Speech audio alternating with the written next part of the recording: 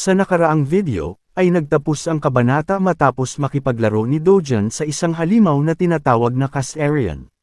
Ngayon naman, sa kabanata 48, sa isang tahimik na umaga, ay umalangaw sa loob ng kwarto ni Hyun Juyeon ang tunog ng kanyang telepono.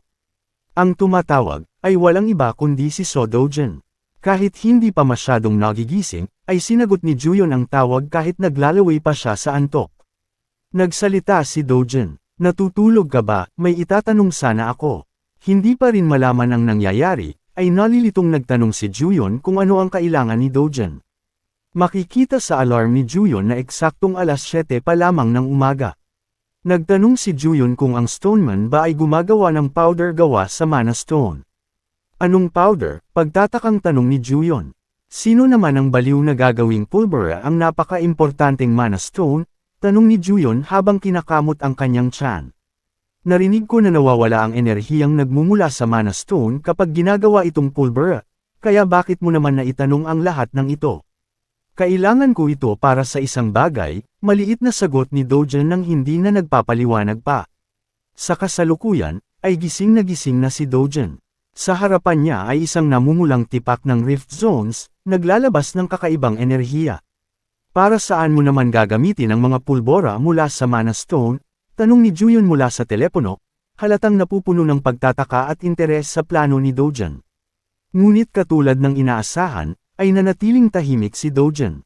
Nagsalita si Dojan, at si Juyeon naman ay papunta na sa banyo. Kalimutan mo na lang, ako na ang baalang kumuha ng bagay na iyon. Umasim ang mukha ni Juyeon sa sinabi ni Dojan, hindi makapaniwala na ang aga-aga ng panahon at kung ano-ano na agad ang pinagsasabi. Balik kay Dojan, ay wala ng pag-aalinlangan pang pumasok na siya sa loob ng Rift Zone. Habang papasok, ay isinalaysay niya ang mga mahahalagang bagay. Ang pinaka-basic na mga bagay para gawing ligtas ang isang bahay, ay ang panlabas na pader. At ang bantay naman na magpaprotekta sa bahay na nasa loob ng pader, ay maipapasok at may ilalagay kapag malapit nang matapos ang construction. At panghuli, ay kailangan niyang gumawa ng device na kayang labanan ang mga panlabas na puwersang katulad ng lindol. Tumalim ang mata ni Dojan, puno ng hindi matitinag na determinasyon. Ito ay dahil sa harapan niya, ay nagkita na naman sila ng dambuhalang halimaw na iisa ang mata. Sumigaw ito, handang hampasin siya. Isang baluktot ng ngiti ang lumitaw sa mukha ni Dojan, hindi natitinag sa kung anumang kabaliwan ang kanyang nasa harapan. Para mabuo ang nasabing device na sinabi niya, ay kailangan niya ng Mana Stone mula sa halimaw sa harapan. Bumagsak ang sandata ng halimaw, isang dambuhalang axe. Ngunit madaling nakaiwas si Dojan. Nagpakawala ng sunod na atake ang halimaw, subalit yumuko lamang na parang si Spider-Man si Dojan at madaling naiwasan ito. Nang hindi gumana, ay sumubok ulit ang halimaw. Ngunit katulad ng dati, ay para bang ipis na hindi niya mahawakan si Dojan. Gamit ang malakas niyang paa, ay tumalon ng kay taas-taas si Dojan patungo sa halimaw. Umikot siya mula sa harapan patungo sa likuran ng halimaw, nakahandang magpaulan ng mga atake. Mula sa ere, ay ginamit ni Dojan ang kanyang kakayahang kontrolin ang space. At mula rito, ay dahan-dahan niyang inilabas ang kanyang espada. Nakalutang pa rin siya sa ere, ang mga mata ay naglalaman ng matinding konsentrasyong matatagpuan lamang sa mga mangangaso. Mula sa wala, ay nag-strike siya ng pose. Ang kanyang katawan ay nababalutan ng purong enerhiya, na para bang maglalabas siya ng panibagong teknik. Bumulong si Dojan. Levandian Family Sword Art. Ikatlong forma. At bigla, ang kanyang espada ay nagsimulang magliyab, nababalutan ng fire mana. Mula sa ere, ay pinakawalan niya ang sunod-sunod na mga slash patungo sa walang kalaban-laban na halimaw na nanatiling nakatayo sa ibaba. Ngunit sa nakakagulat na pangyayari, ay hindi diretsahang tumama ang mga slash patungo sa halimaw. Sa halip, ay nagsimula itong magbagong anyo. Ito ang isa sa mga teknik ni Dojan mula sa nakaraan niyang buhay bilang ang pinakamalakas, ang mga ikot ng pagkawasak na nakatago sa loob ng liwanag. Nanlaki ang nag-iisang mata ng halimaw, tila ba nabighani sa patimpalak sa harapan niya. At bigla, ay sunod-sunod na ramagasa patungo direkta sa halimaw ang mga nag-aapoy na mana. Bago pa man malaman ng halimaw ang nangyari sa kanya, ay tuluyan ang nagkabutas-butas ang kanyang katawan. Ang halimaw ay bumagsak ng ganoon lang. At ang salarin, ay hindi man lang nagpakita ng kahit anong bahid ng emosyon. Kung dati ay dugo ang kinuha niya mula sa halimaw, ngayon naman ay ang nagliliwanag nitong Mana Stone. Nang walang paabi, ay bigla itong dinurot ni Dogen gamit lamang ang kanyang kamay. Gamit ang dala niyang bote, ay inilagay niya sa loob ang pulbura ng Mana Stone na nakuha niya sa halimaw. Sinuri itong mabuti ni Dogen, at may napagtanto siya. Ngayong napansin niya, ay hindi ba masasabing panlabas rin na puwersa ang mga lumitaw na rift zones? Naisip niya na kung ganoon, ay katulad ng mga lindol ay baka mapigilan niya rin ito gamit ang mga pulbura mula sa Mana Stone. Maganda sana kung posible iyon, bulong ni Dogen sa sarili.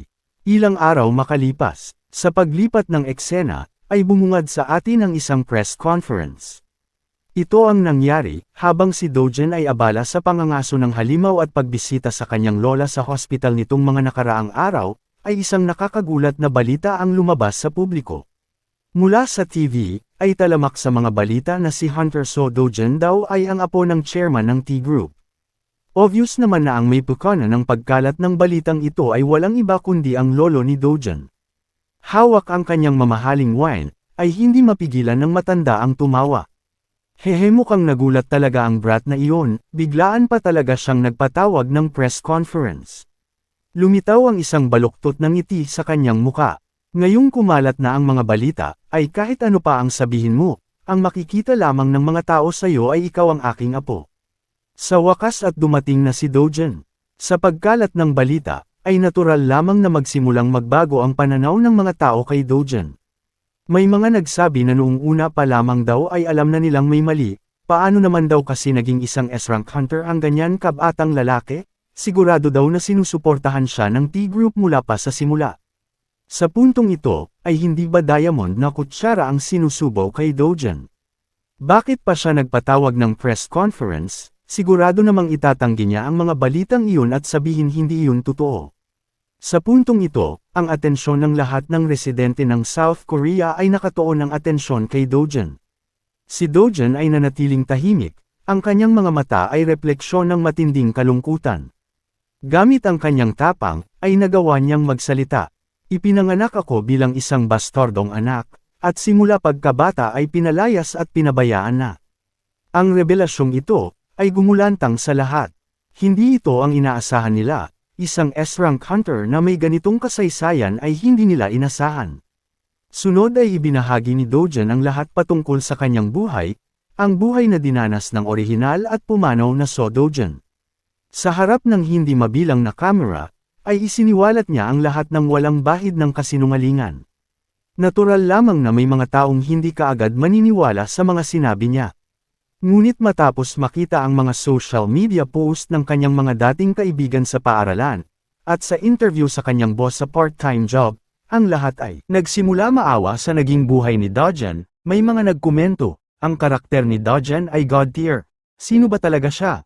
Gusto kong pakasalan si Dogen Opa. Dahil sa revelasyong ito, ang stock price ng T-Group na dati ay patuloy na tumataas bago pa ang press conference, ay biglaang bumagsak sa nakakagulat na 30%. Ito ba ang tinatawag na karma?